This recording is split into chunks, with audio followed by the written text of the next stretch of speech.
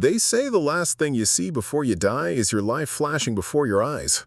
But as the water swallowed me, all I saw was a pair of gold eyes from another world. I felt the burn of Dion's bullets, plural because apparently one wasn't enough of a statement, but the darkness didn't take me. "Missed the spine by a hair," a voice said.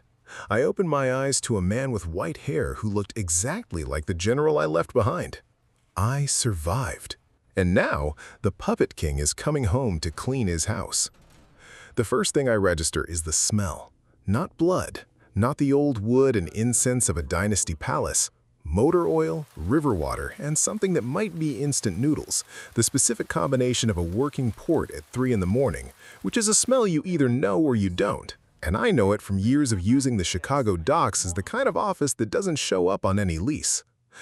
The second thing I register is the ceiling. Water-stained, low, industrial lighting, the kind that hums. The third thing is the white hair.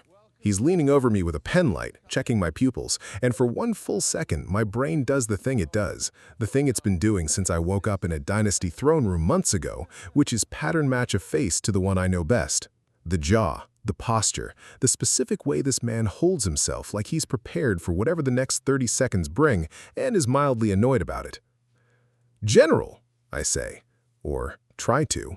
What comes out is closer to a scrape of sound against dry gravel. He blinks, pulls the penlight back. "I'm just a guy who fishes bodies out of the river, boss." And there it is. The voice is wrong. Chicago, not the capital, no court formality anywhere in it, but the tone is exactly right. The specific dry patience of a man who has seen too much to be surprised by any of it. I close my eyes. When I open them again, he's sitting in a folding chair 3 feet away, drinking coffee from a thermos, watching me with the focused attention of someone who has been doing exactly that for a while and has made peace with the waiting. "How long?" I say. Better this time. Still sounds like gravel, but functional gravel. 19 days. 19 days. I do the math on what 19 days means for the operation, for the accounts, for the specific ecosystem of a criminal enterprise that runs on the daily presence of the man at the top. It's not good math. "The bullets," I say. 2 of them. Both hit. One went wide, through and through, clean. The other one, he pauses. Not for drama, just because what he's about to say is the kind of thing that requires a breath even for a man who fishes bodies out of rivers. "Missed your spine by maybe 2 millimeters, maybe less. You went into the water, the cold slowed everything down, kept you from bleeding out before my guys found you." 2 millimeters. Dion has terrible aim, which I should have factored into my threat assessment, and yet somehow I did not. "I'm Caspian," I say, because the docs have a medic, and the medic has been a useful person to know for years, and his name is Caspian, and I have somehow never been in the same room as him until now. "That's me." "You've been here 19 days?" He looks at his coffee. "The job required it." I look at this man, the white hair, the jaw, the way he's sitting in that folding chair like it's a command post, and I think about a general who walked me to a gate and said, "I'll be here," and then got on a horse and rode north. I think about how the universe has a very specific sense of humor. "Thank you," I say. He nods once. We don't discuss it further. Some things don't need discussion. This is one of them. He tells me the rest in pieces, over the next 2 days, while I relearn the basic logistics of existing in a body that has been through what mine has been through.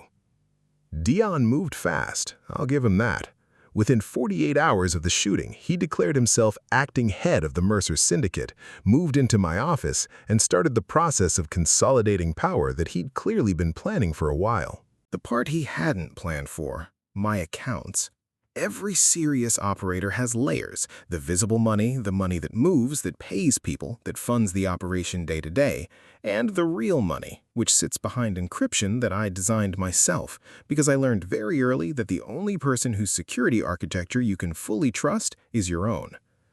Dion had the visible money locked up inside a week. The real accounts, the architecture, the access, the actual value, he hit a wall. A very politely worded, completely impenetrable wall. So he started selling my watches. This is the detail that gets me. Not the betrayal. I've been watching that come for months, reading it in the small tells the way you read a battle formation for the flank that isn't moving yet. Not the power grab, which is predictable enough that it barely qualifies as a surprise. The watches. He sold my watches. 12 of them. Pieces I'd collected over 15 years, each one purchased at a specific moment that meant something, and he pawned them to a dealer on the west side for operating capital. I lie in a cot in a dock warehouse for 2 days with that information sitting in my chest like a stone. Not because of the watches, because of what it tells me about how completely he'd decided I wasn't coming back.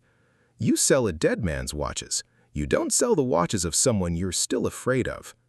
He stopped being afraid. That was his real mistake. Caspian tells me about the gang on the third day while I'm sitting up for the first time, eating soup he made from something in a camp stove that smells better than it has any right to.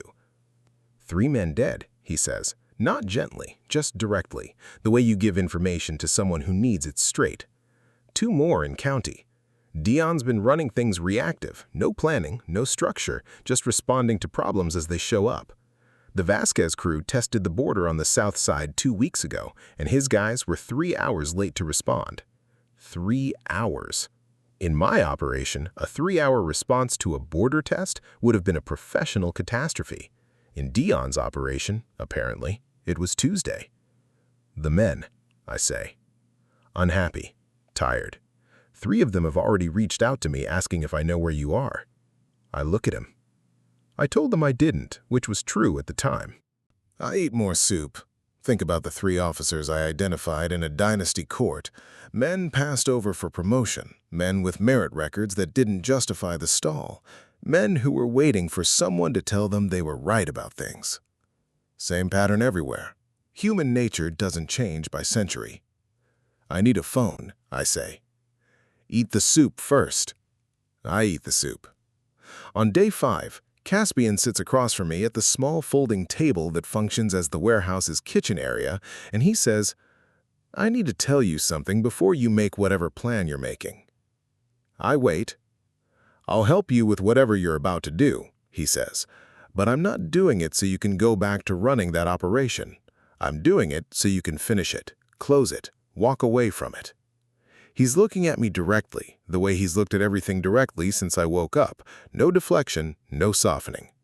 That's my condition. You can take it or leave it. I think about a general who argued with me for 40 minutes about a border patrol plan and changed my mind about it. I think about being asked, will you be here when I return, and answering the only way I knew how. I think about what it means when a person who has already decided what they want asks you a direct question anyway, because they respect you enough to give you the choice. Okay, I say. He blinks, like he expected more resistance. Okay, I say again. I'll close it, walk away. A pause. Just like that, he says. I already decided this in another life, I say. You're just the first person in this one who asked. He doesn't ask what I mean by that. He just nods, once, and pours more coffee. I'm starting to think the universe knew exactly what it was doing. Here is what Dion's 19-day reign looks like from the inside, assembled from the 3 men who've been quietly feeding information to Caspian since week 2. The office smells like takeout containers and anxiety. Dion has not left the building in 11 days because somewhere around day 8 he started receiving the specific kind of silence from my associates that a smart man recognizes as a warning. And Dion is just smart enough to recognize it and not smart enough to know what to do about it. He checks his phone constantly. Every call that isn't identified, he lets go to voicemail. He's waiting for the police to call, or the river, or a hospital, anyone with official weight to tell him formally that the body has been identified and the matter is closed. The river remains silent. He's had 3 different hackers attempt my encryption. I know the names of all 3 because 2 of them have worked for me at various points, and the 3rd I put out of business in 2019 for exactly the kind of work he's currently doing. None of them got anywhere.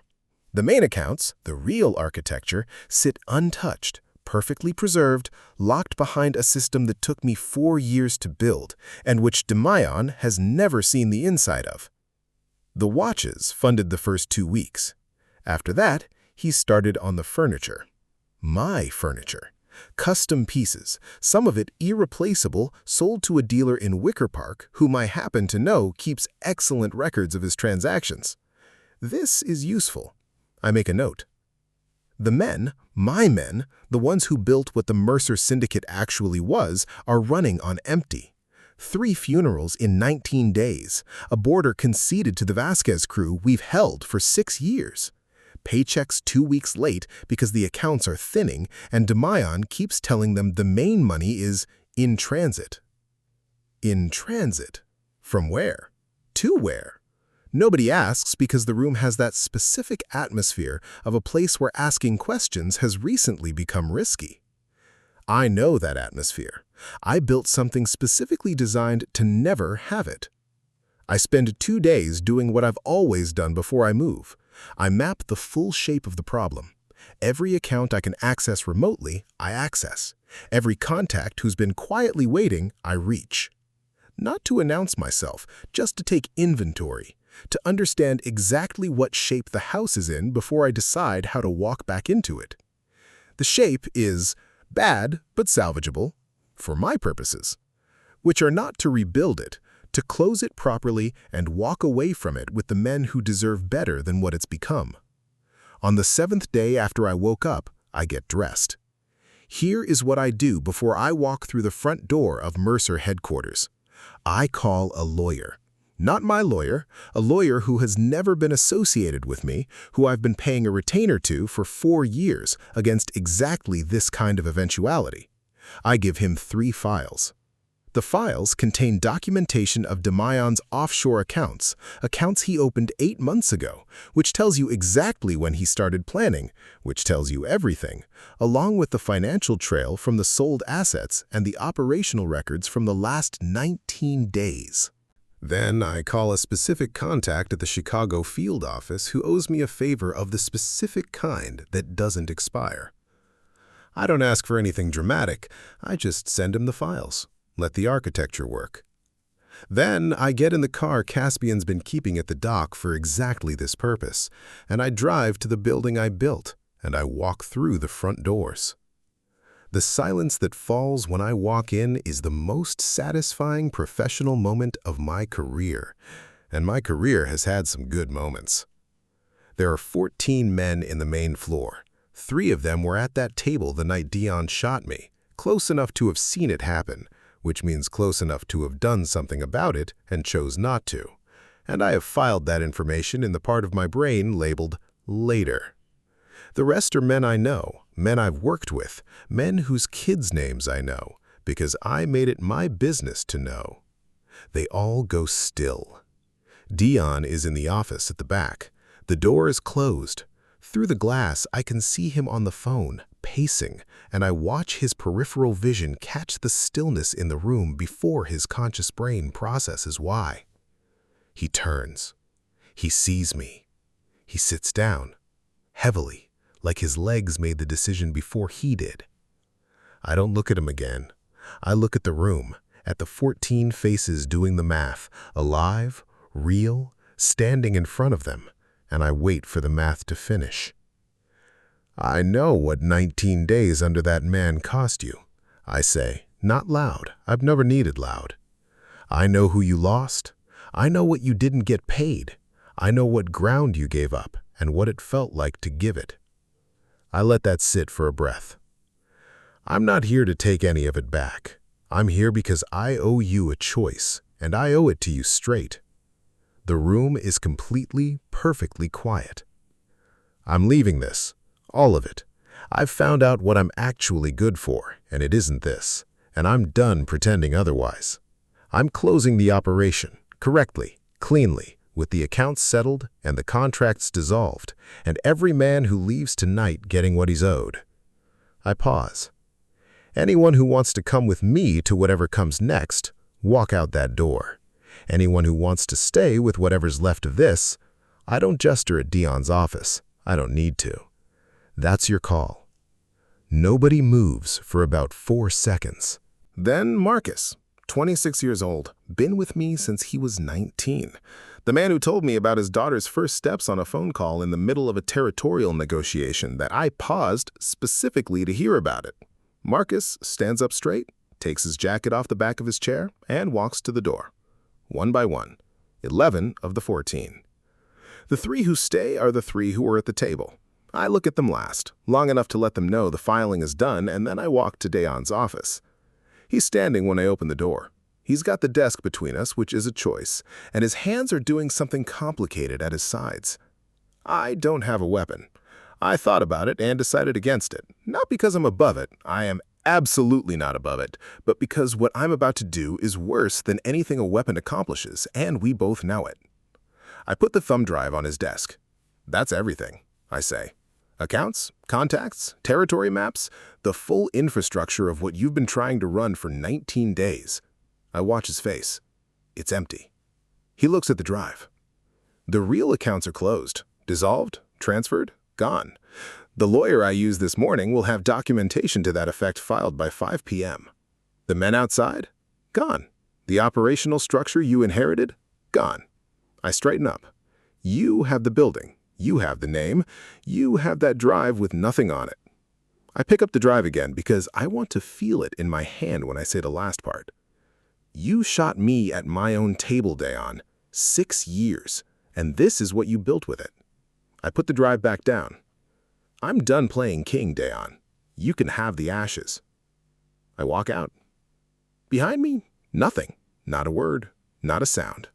The specific silence of a man who has just understood the full shape of what he chose. That night, Caspian makes dinner in the dock warehouse. Actual dinner, on a real camp stove, something with fish and something that might be lemongrass, and we eat it at the folding table while the Chicago waterfront does what it does at night, which is make noise in the middle distance and pretend it's peaceful. I tell him about the throne room. Not everything, not yet, but enough. The counselors, the battle, Hyansu, the grain redistribution, the quiet dismantling from the kitchen up, the paperwork, the way a kingdom feels different when the systems inside it are actually working. He listens the way he does everything, completely, without interrupting, filing things away. You ran a country, he says when I finish, for about 6 months. And you rebuilt the whole administration from scratch. From the kitchen up, I say. Started with the kitchen. He looks at me for a long moment, something working in his expression that I'm learning to read, which is a process because he keeps things close in the specific way of someone who decided very early that keeping things close was the only safe strategy. Why the kitchen, he says. Because everyone ignores the kitchen, I say. It's where the real information moves. It's where the network runs that nobody's watching. You understand who controls the kitchen? You understand the whole house. He's quiet for another moment. You know what you just described? He says. I know what I just described. Yeah, I say. A restaurant. A restaurant, I say. I fall asleep at the folding table, which is not the most dignified thing I've ever done, and I dream. I know I'm dreaming because the throne room is too clean. In my memory, it always had the specific weight of a room that has been used for serious business. Scrolls, the smell of ink, the particular quality of air in a space where decisions happen. In the dream, it's lighter. The lanterns are brighter. The jade columns catch the light differently. He's sitting on the throne, young, 23, the face I wore for 6 months, which is a strange thing to see from the outside, like looking at a photograph of yourself that you don't remember taking. He's sitting differently than I sat, easier somehow, less like a man who's been through something and more like a man who knows what he's doing. He looks healthy. He looks like someone who has been told recently that he gets to keep going. He smiles at me, and it's a different smile than anything that face wore while I was wearing it. Unguarded, real. The smile of a young man who has been given back something he thought was gone. Thank you, Kai Mercer, he says. The accent is there, the court formality underneath it, but the voice is warmer than anything that room usually produced. You taught my people that a king's strength isn't in his sword, it's in his resolve. I stand there in the way you stand in dreams, not entirely sure you have a body, but functioning as if you do. "I have my body back now," he says. "Your legacy of justice will live on in my reign." A pause, and then something that is almost definitely a smile fighting with court dignity. "I'll take it from here, Kai. Go be happy with your general." I wake up to Caspian putting a blanket over my shoulders, which is something I do not comment on because some things don't need commenting on. "You were talking in your sleep," he says. "What did I say?" He sits back down across from me, picks up his coffee. Something in a language I didn't recognize. And then, at the end, "Thank you, Your Majesty." I look at the waterfront through the warehouse's small, grimy window. "Old business," I say. "Settled." Here is what it takes to open a waterfront restaurant in Chicago with no prior restaurant experience, 11 former enforcers as staff, and a 2-week timeline because the building became available and I decided that was a sign. More paperwork than any territorial negotiation I have ever conducted in my life. I say this as someone who once dissolved a 3-county criminal operation through documentation alone. The health department alone requires 7 separate filings, 2 inspections, and a permit that takes 10 business days to process and cannot be expedited under any circumstances, which I know because I attempted to expedite it. Marcus, 26 years old, hands that could bend rebar, currently studying the ServSafe food handler certification with the focus of a man who has decided this is the hill he's choosing, comes to me on day 4 with his practice quiz results. 92%. Missed 2 on cross-contamination protocol, he says. "You'll get it," I say. "I know," he says. Completely certain. Not arrogant, just settled. This is what I notice about the men in the weeks between the walkout and the opening. They take to this with the same focus they'd brought to everything else. Because the focus was never about what they were doing, it was always about doing it right, for someone who expected them to. The operating principle doesn't change. The application just finally matches what they were actually built for. Big Theo, 250 pounds, forearms like architectural elements, previously responsible for the kind of debt collection that required those forearms specifically, is front of house. This was his idea. He came to me on week 2 and said, "I want to be the first thing people see when they walk in, boss. I want them to feel safe the second they come through the door." I looked at him. "That's hospitality," I said. "Yeah," he said. "I know." Caspian does the books. He also, it turns out, is a better cook than I am, which I discovered during the soft opening rehearsal, and which I accept with more grace than the information probably deserves. He comes into the kitchen at 7 a.m. on rehearsal day, looks at my prep work, and very quietly rearranges 3 things without a word. "You have opinions," I say. "About mise en place, yes," he says. "Is that a general trait or a Caspian trait?" He considers this. "Caspian trait," he says, "though from what you've told me, the general might have had something to say about supply line organization." I think about Border Patrol redistribution arguments and a man who changed my mind about a routing plan. "He would have loved you," I say, which is more than I planned to say. Caspian keeps rearranging the prep work, but something in his posture settles. Opening night. The King's Kitchen. Waterfront location, 40 covers, menu that took me 3 weeks to build because the same brain that designed grain redistribution logistics also, it turns out, has opinions about the relationship between a dish's components. Marcus is in the kitchen with me. Big Theo is at the door. 7 other men are in aprons that fit imperfectly and expressions that are trying very hard to be welcoming and landing somewhere closer to, "We have decided to be here and we will commit to this decision fully." It's fine. It's better than fine.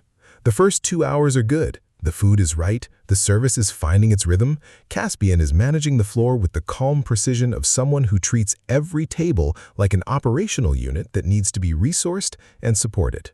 Then the door opens. 4 men, mid-level, I know the operation, Castellano crew, South Side, the kind of outfit that survives by taxing anything in their territory that's too small to fight back.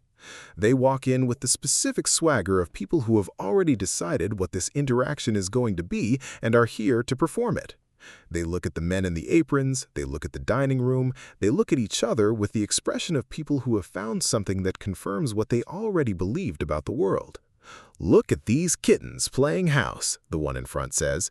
He's got a gold chain and a smirk and the bone-deep confidence of someone who has never been wrong about a room before. "Where's the manager? We need to discuss our cut of the—" I come out of the kitchen. Not fast, not slow, the same pace I use for everything. The one in front sees me first, then the one to his left. Something happens to the smirk. It doesn't disappear exactly, but it develops structural problems. I don't say anything. I just stand there, the way I've stood in rooms my whole life when I need the room to understand something without being told. Big Theo steps forward, all 250 pounds of him, white apron, carrying a tray. On the tray, 4 small plates. Bruschetta, I think, though from this angle it's hard to tell. The presentation is actually quite good. "The boss says the first plate is on the house," Theo says.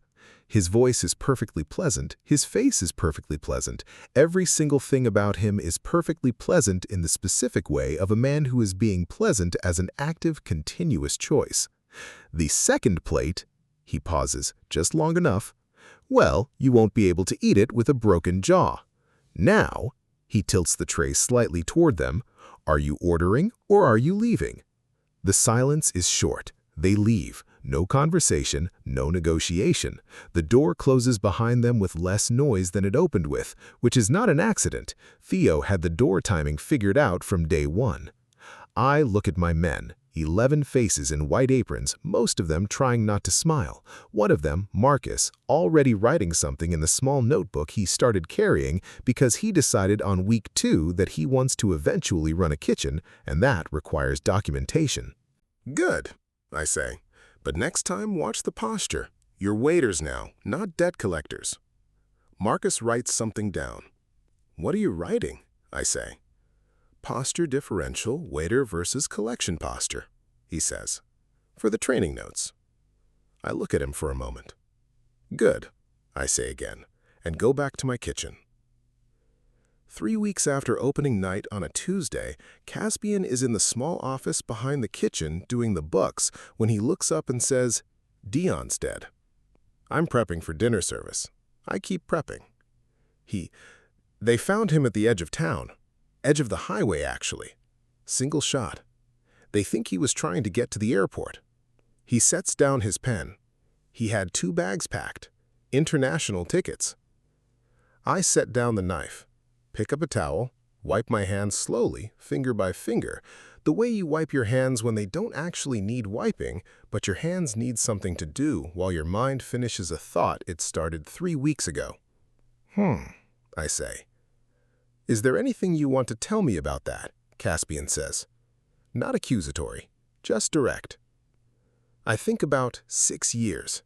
About a table set for one in an apartment I cooked in alone because I trusted nobody else near my plate.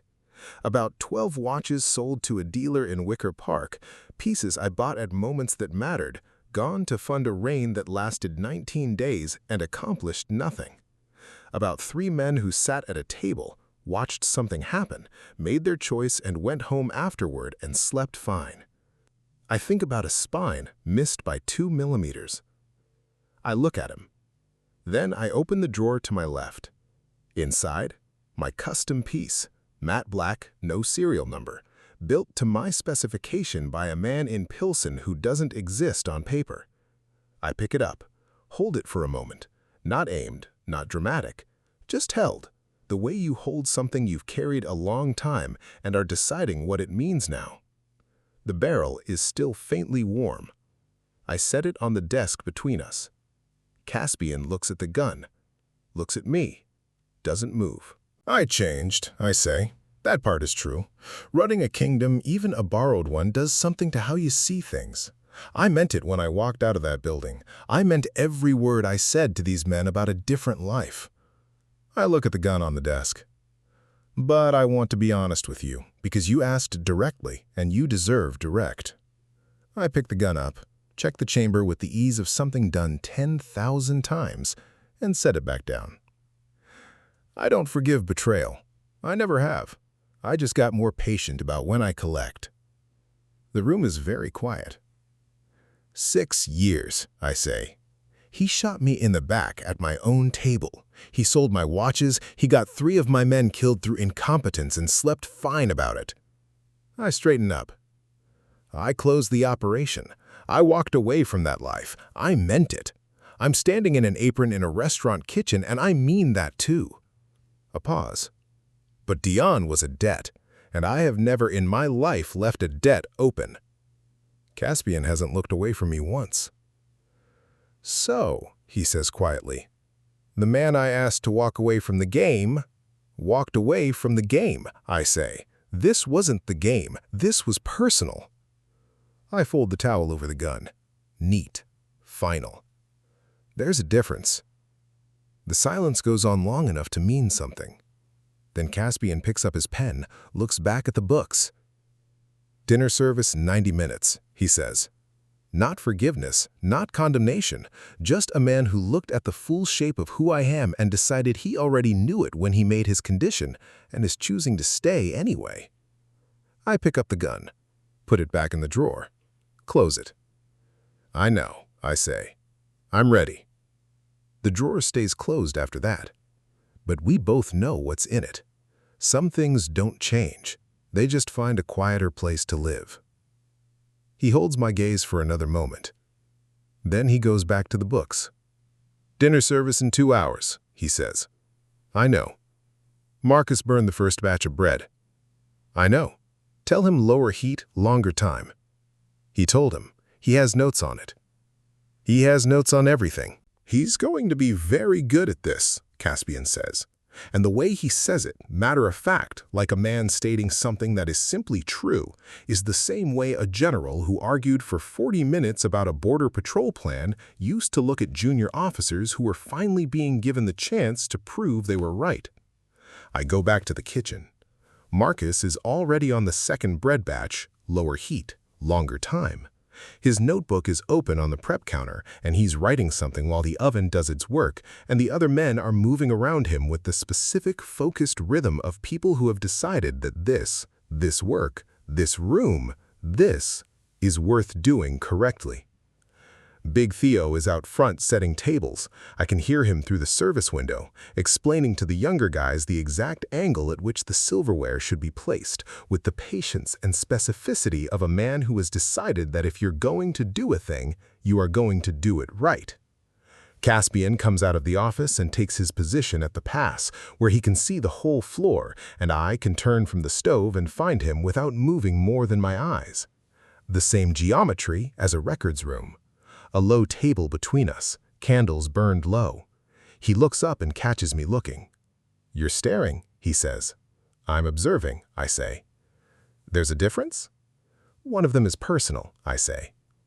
He holds the eye contact for a beat longer than necessary. Then, service in 90 minutes? I know, I say. I'm ready. And I am. For the first time in I don't know how long, since before the table in Chicago, since before the throne, since the specific cold gold weight of a dynasty crown and a room full of people waiting for me to flinch. The kitchen is hot and real and mine. Not a kingdom, not territory, just mine. I turn back to the stove. Outside, the Chicago waterfront does its evening thing. Boats, light on water, the low specific hum of a city that keeps going regardless of what you do inside it. I've been listening to this city my whole life, and for the first time, it sounds like background, like something that exists so other things can happen in front of it. I pick up the knife. I'm a chef now. Dion is dead. The drawer stays closed. And somewhere in a dynasty palace that exists in a world I can no longer reach, a 23-year-old king is sitting on a throne that fits him now, running a kingdom from the kitchen up, with a white-haired general riding back from the north border who will find, when he arrives, exactly what was promised. I'll be here. Some things you only get to say once. I said it in 2 worlds. I intend to keep it in both. The end.